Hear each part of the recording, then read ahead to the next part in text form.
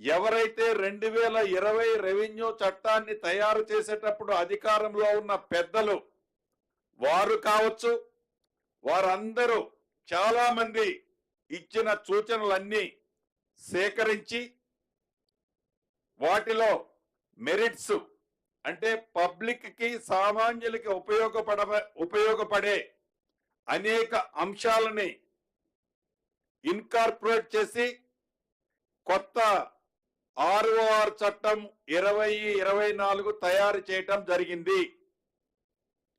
ఈ చట్టాన్ని రేపు 9వ తారీఖు నుంచి జరగబోయే అసెంబ్లీలో ప్రవేశపెట్టి అసెంబ్లీ ఆమోదింపబరిచి ఆమోదించిన తర్వాత ఈ కొత్త చట్టంతో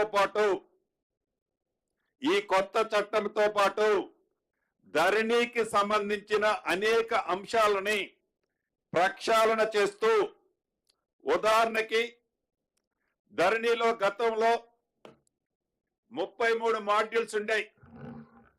ఈ 33 మాడ్యూల్స్ తో సామాన్య ప్రజలకి ఆ మాడ్యూల్ యొక్క ఉద్దేశం ఏంటో తెలియక, ఆ మాడ్యూల్లో ఏ కాంపోనెంట్ తో అప్లై చేయాలో తెలియక కొంతమంది ఒక మాడ్యూల్ బదులు ఇంకొక మాడ్యూల్కి అప్లై చేస్తే ఆటోమేటిక్ గా ఆనాడు అధికారులు ఎమ్మటే కూడా రిజెక్ట్ చేసేది కాదు. ఒక 6 నెలల తర్వాతనో ఒక సంవత్సరం తర్వాతనో చూసి నీ అప్లికేషన్ 28వ మాడ్యూల్లో ఉంది, 33వ మాడ్యూల్లో ఉంటేనే మేము చూస్తామని ఆఫ్టర్ 1 ఇయర్ తర్వాత రిజెక్ట్ చేసేవాళ్ళు.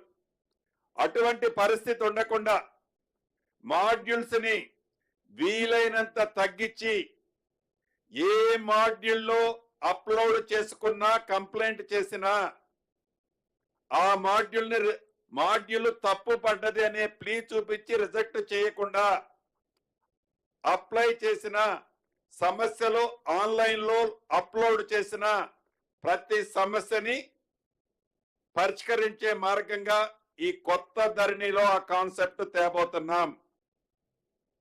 అదే రకంగా ఉదాహరణకి 1-2 చెప్తాను. గతంలో మాన్యువల్ పానీ ఉండేది. ఈ మాన్యువల్ పానీ ఉన్నప్పుడు 36 కాలాలు ఉండేవి.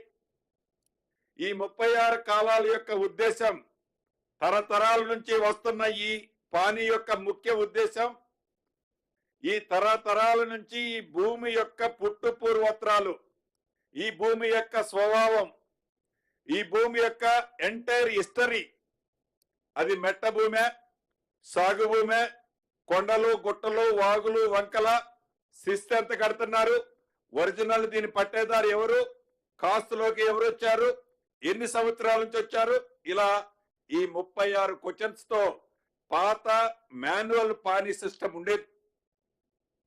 ఆ మాన్యువల్ పానీ సిస్టాన్ని ఈ ధరణి కాన్సెప్ట్ తీసుకొచ్చిన తర్వాత పూర్తిగా ఓన్లీ ఒకే కాన్సెప్ట్ ఒకే కాలం పెట్టారు. ఈ ఒకే కాలం పెట్టడం వల్ల ఈ భూమి యొక్క స్వభావము, ఈ భూమి ఎవరి నుంచి ఎవరికి వచ్చింది, ఈ భూమి మెట్ట భూమే, మాగాణి భూమే, కొండల గుట్టల వాగుల వంకల అనేది ఎక్కడా డిస్ప్లే అవ్వదు. ఇప్పుడు శిస్తు అంటే ఎలా లేదు, అప్పుడు ఆ శిస్తు కన్సంతించిన ఆ కాన్సెప్ట్ తో కూడా మనకి కొంత విజువల్స్ కనిపించాయి.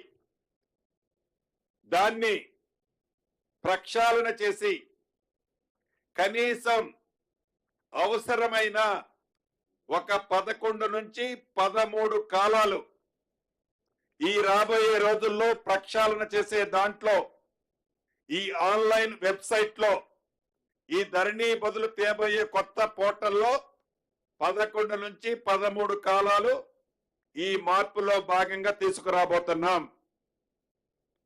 వీటితో పాటు ఏదైతే ఈ ఆర్ఓఆర్ చట్టం 2024 ఈ ధరణిలో చేసే అనేక ప్రక్షాళనని బోత్ ఇన్కార్పొరేట్ చేసి ఈ రెండింటినీ సింక్రనైజ్ చేసి ఈ చేసిన తర్వాత ఏదైతే 2014కి ముందు సబ్ రిజిస్ట్రార్ల దగ్గర ప్రొబిటెడ్ లిస్టుకు సంబంధించిన ప్రతి గ్రామానికి సంబంధించిన ఆస్తుల లిస్టు సబ్ రిజిస్ట్రార్ల దగ్గర ఉన్నది.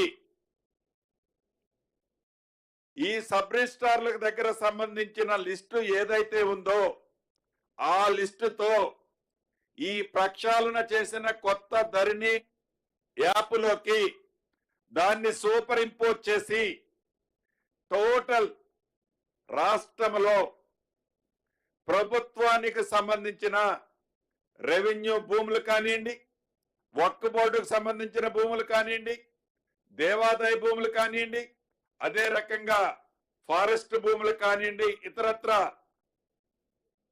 చాలా సెక్టార్లకు సంబంధించిన ప్రభుత్వం, అది రాష్ట్ర ప్రభుత్వం కావచ్చు, కేంద్ర ప్రభుత్వం కావచ్చు, ప్రభుత్వ స్థలాలకు సంబంధించిన పూర్తి డాక్యుమెంట్ అప్పుడు మీ ముందుంచి ఆనాడు ఈ ధరణి అనే ఒక ముసుగులో ఈ 2020 చట్టంలో ఏది పేదోళ్ల సంబంధించిన ఆస్తులు, ప్రభుత్వ ఆస్తులు ఎలా ట్రాన్స్ఫర్ కాబడ్డాయో విత్ ఆధారాలతో మీ ముందు పెట్టడం జరుగుద్ది. ఈ కొత్త యాక్ట్ తో, ఈ కొత్త ధరణి యాప్ వదిలొచ్చే కొత్త యాప్ తో సామాన్య ప్రజలకి